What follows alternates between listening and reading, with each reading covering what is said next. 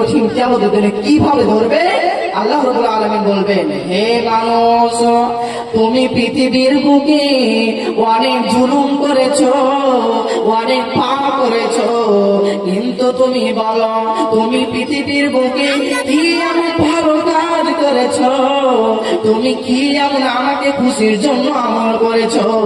তখন ওই ব্যক্তি বলবে, আল্লাহ, আমি রাত 12টার দিকে আমি মসজিদে গেলাম, আমি মসজিদে গিয়েছিলাম, ওই মসজিদের মধ্যে একটা দান বক্সে আমি তোমাকে খুশি করার জন্য আমি তোমার রাস্তায় আমি 2000 টাকা নোট বার করে নি নোট আমি ফুল বক্সের মধ্যে দান বক্সের মধ্যে আমি ভরে দিয়েছিলাম শুধুমাত্র তোমাকে খুশি করার জন্য। এবার আল্লাহ তাআলা বললেন, বান্দারে, তুমি আমাকে যে খুশি করার জন্য দান করেছিলে, যাও তোমাকে আমি খুশি হয়ে জান্নাত দিয়ে দিলাম। ওই ব্যক্তি আল্লাহ তাআলা জান্নাত দিয়ে দিল। এবার যখন আপনাকে জান্নাত দিবে, তখন এবার আপনার পার্শ্ববর্তী লোক, আপনার বন্ধু বলবে, আল্লাহ গো, আমি তো অনেক আমি নেকি করেছিলাম, কিন্তু ওই ছোড়াও তো অনেক পাপ করেছিল, ওই আমার বন্ধুটা ওকে কেন আপনি জান্নাতে প্রবেশ করছে না?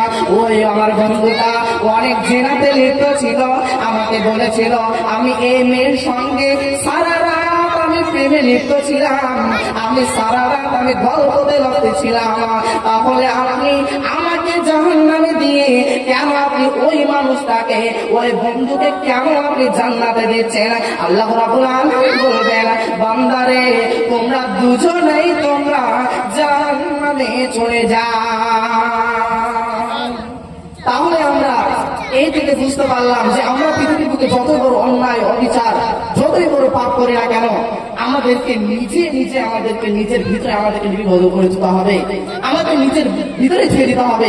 কিন্তু আজকে আমরা অপরকে বলে বেড়াই যে এই পাপ করলাম, এই গুনাহ করলাম। এবার আল্লাহ রাব্বুল আলামিন আমাদেরকে আবার কি বলছে দেখুন, বিসমিল্লাহির রাহমানির রাহিম, ইয়া আইয়ুহাল্লাযীনা আমানু, হে ঈমানদার গণেরা, হে বান্দাগণেরা, হে পৃথিবীর মানুষেরা, ওয়া মিন আয়াতিহি আন খালাকা লাকুম মিন আনফুসিকুম আজওয়াজা লিতাসকুনু ইলাইহা ওয়া জাআলা বাইনাকুম মাওয়াদ্দাতাও ওয়া রাহমা ইন্না ফী যালিকা লাআয়াতিন লিকাউমিন ইয়াতাফাক্কারুন। আল্লাহ রাব্বুল আলামিন বললেন যে তোমরা কি আমার নিদর্শন দেখেছো? আমি পাহাড়কে বানিয়েছি। তোমরা কি আমার নিদর্শন দেখেছো? আমি জমিনকে বানিয়েছি। তোমরা কি আমার নিদর্শন দেখেছো? আমি এই পাহাড়কে, জমিনকে, আসমানকে বানিয়েছি। তোমরা কি আমার নিদর্শন দেখেছো? আমি তোমার আত্মা সম্পৃক্তকে আমি বানিয়েছি।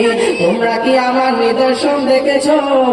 যা দেখেছো দেখেছো দেখেছো, কিন্তু আমার নিদর্শনের ভিতর থেকে সব চাইতে বড় নিদর্শন হলো ওয়ামিন আয়াতিহি আন খালাকা লাকুম মিন আনফুসিকুম আজওয়াজা।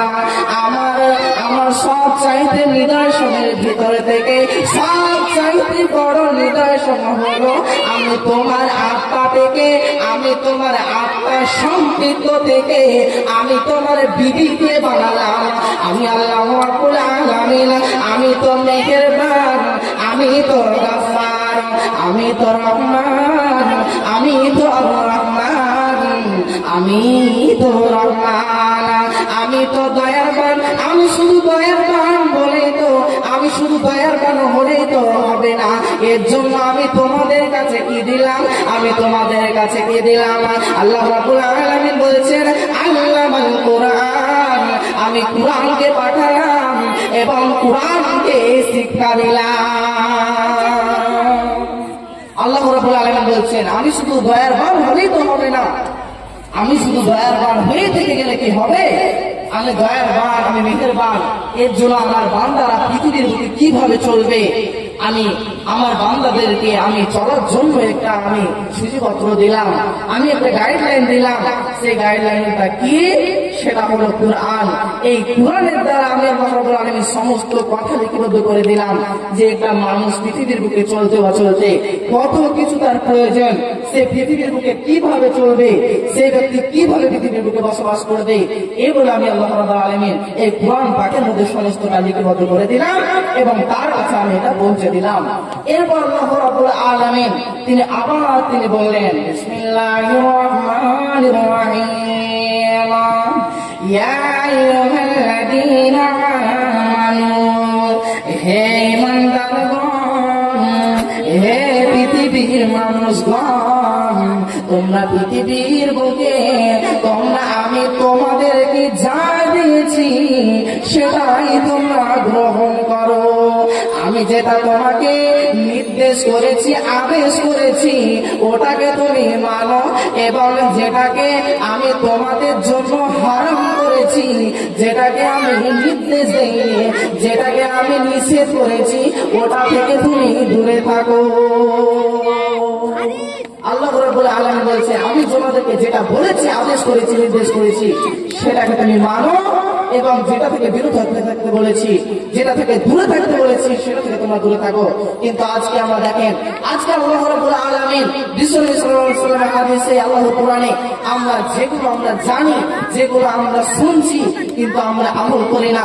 আজকে আমরা কোরআন হাদিসের বাইরে চলি। আজকে আমরা মানুষের জানি না, এরকমটা নয়। আজকে আমরা মানুষের সকলে আমরা জানি যে কে জানে না যে নামাজ পড়া হবে না, কে জানে না যে নামাজ না পড়লে জাহান্নামে যাবে।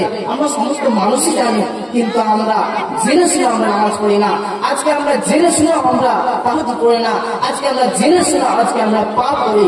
আল্লাহ রাব্বুল আলামিন বলছেন, বান্দা তুমি তো জেনে শুনেই পাপ করবে। আমার বান্দা, বিশ্বনবী সাল্লাল্লাহু আলাইহি ওয়াসাল্লাম হাদিসের মধ্যে বলেন যে আমার বান্দা যদি পৃথিবীর উপরে পাপ না করতো, তাহলে আমি কি করতাম? তাহলে আমি আল্লাহ রাব্বুল আলামিন আরো একটা মাখলুককে পাঠাতাম, তারা শুধু আমার কাছে ভুল করতো এবং তারা আমার কাছে ক্ষমা চাইতো। আমি এরকম একটা মাখলুক মানুষদেরকে বাড়াতাম। কিন্তু দেখেন, আজকে আমরাও অনেক পাপ করি। আল্লাহ রাব্বুল আলামিন বলছেন যে বান্দা তুমি কি পাপ করো? তো তুমি তো পাপ করো, তো তুমি তো আমার কাছে সবচেয়ে প্রিয়, কিন্তু তুমি আমার কাছে ক্ষমা চাও। তুমি যদি ক্ষমা চাও তবে তুমি আমার কাছে প্রিয়। কিন্তু আজকে আমরা ভাগ্যের বিষয় হলো আমরা আল্লাহর কাছে ক্ষমা চাইতে জানি না, ক্ষমা চাই না।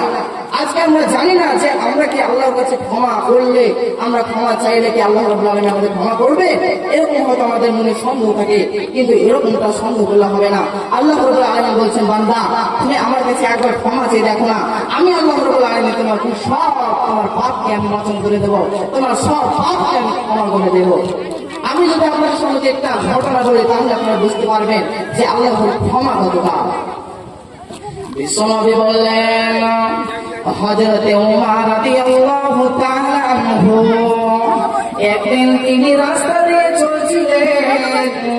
রাস্তা দিয়ে চলতে চলতে চলতে চলতে একটা যুবককে দেখতে পেলেন এবং ওই যুবককে বললেন, ওই যুবককে বিশ্বনবী এবং ওমর রাদিয়াল্লাহু তাআলা দেখলেন যে ওই যুবকটা রাস্তার ধারে বসে বসে বসে এত কান্না করছে, অঝর মাগলে কাঁদছে, আর আল্লাহকে বলছে, আল্লাহ তুমি আমাকে মাফ করে দাও।